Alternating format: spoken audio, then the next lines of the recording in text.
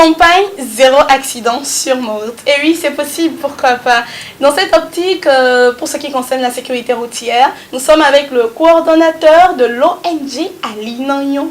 Et oui, Ali Nagnon, bien sûr, bien évidemment. Il s'appelle Monsieur Casimir Migan. Bonsoir, Monsieur Casimir Migan. Bonsoir, madame.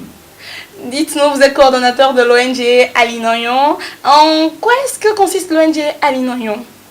Ali Nagnon voudrait dire une bonne route, une route sûre, une route sans fiable. Fiable, sans accident. Mais c'est le fond, ça, non? C'est le fond bébé. Exactement, Voilà. exactement.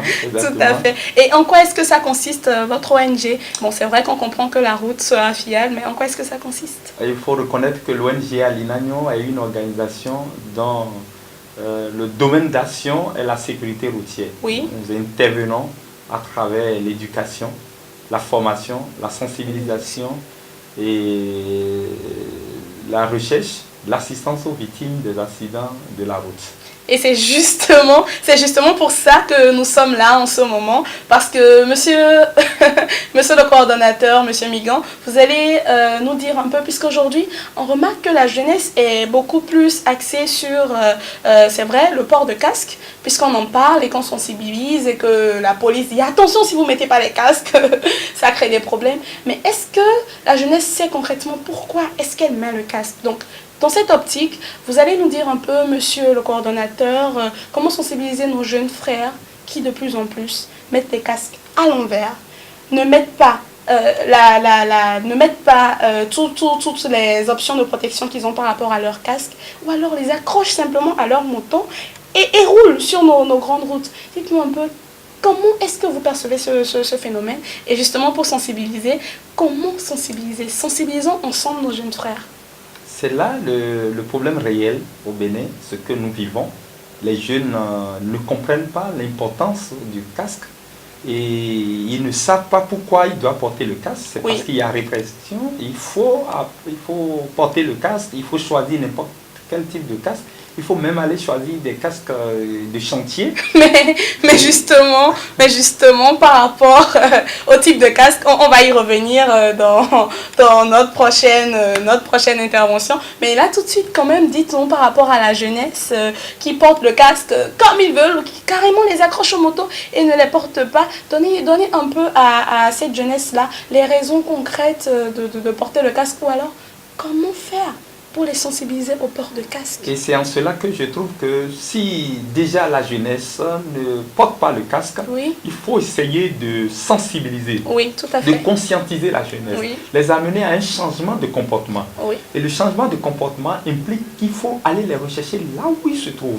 Et nous les voyons dans la famille, nous les voyons à l'école ou à l'université ou dans les centres d'apprentissage. Est-ce à dire qu'il faut aller vers eux? Oui, nous sommes là pour vous parler du port de casque, de comment ça se passe, ou est-ce à dire simplement qu'il y aura quand même puisque c'est votre domaine, des sensibilisations qui se feront, c'est vrai peut-être à domicile, mais dans les écoles également. Vous avez un processus. C'est pour dire qu'il faut une sensibilisation orientée. La sensibilisation orientée, c'est une sensibilisation qui amène le jeune homme dans son environnement, lui permet de savoir que s'il porte le casque et il ne met pas la sangle ou il ne met pas la visière, voilà quelqu'un d'autre, un autre jeune qui l'a fait, voilà les conséquences. Les témoignages. Les témoignages, à travers des témoignages de ceux qui ont porté le casque, et puis il y a eu un accident, ils ont eu la vie sauve. Et d'autres qui n'ont pas porté le casque, et les conséquences, parce que ça va jusqu'à de traumatisme crânien jusqu'à la mort. Et donner l'occasion à ces victimes ou à ceux-là qui ont subi de pareilles choses de venir et de témoigner, de leur dire et de parler. Et c'est ça qu'on appelle la communication et de jeune vers le jeune. Donc les jeunes communiquent avec d'autres jeunes par rapport à ces comportements que parfois nous appelons zéoué, ces comportements où ils arrivent à faire frime, à faire le snobisme. Donc d'autres jeunes communiquer vers eux. Et ça, c'est ce qu'il faut. Et à l'école, c'est de mettre en place des dispositifs comme des clubs de sécurité routière qui leur permettent entre eux de communiquer et avec l'assistance des enseignants ou peut-être de l'administration.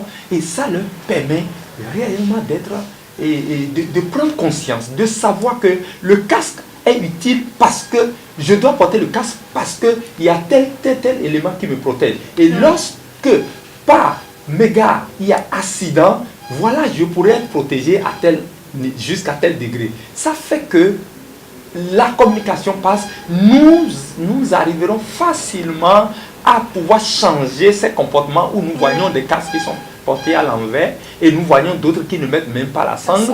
Et je vous dis, nous avons fait un exemple et nous avons fait une communication avec les étudiants et les jeunes. Et ce jour, nous avions cherché trois témoins différents qui ont porté leur témoignage. Ce jour, nous avons enregistré des pleurs au niveau des étudiants comme au niveau de la jeunesse parce qu'ils ont été touchés. Et ils ont pris tous la décision désormais de chercher de porter leur casque et de bien porter le casque.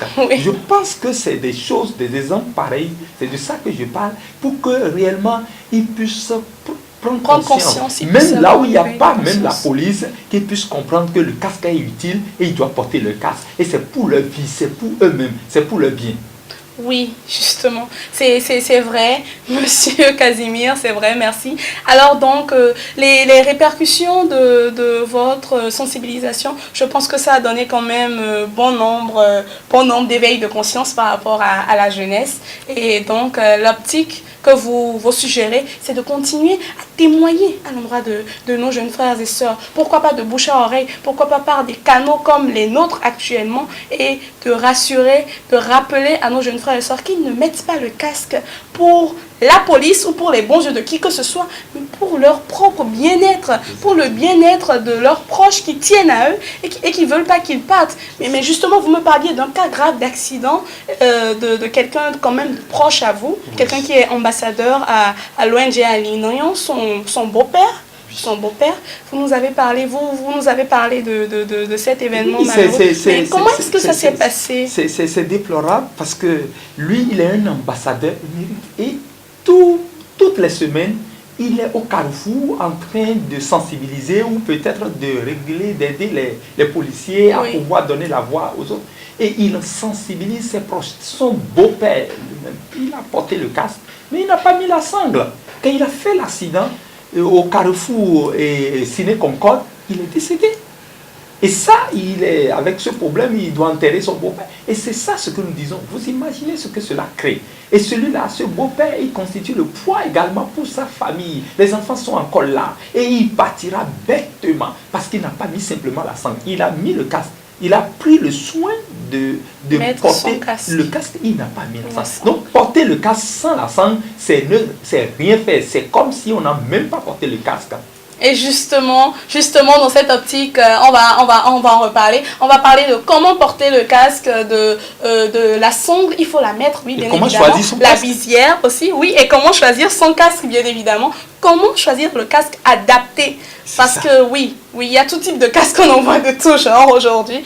Donc, merci beaucoup, Monsieur Casimir. Mais on va vous demander un mot de fin, un conseil à l'endroit des internautes qui nous suivent actuellement.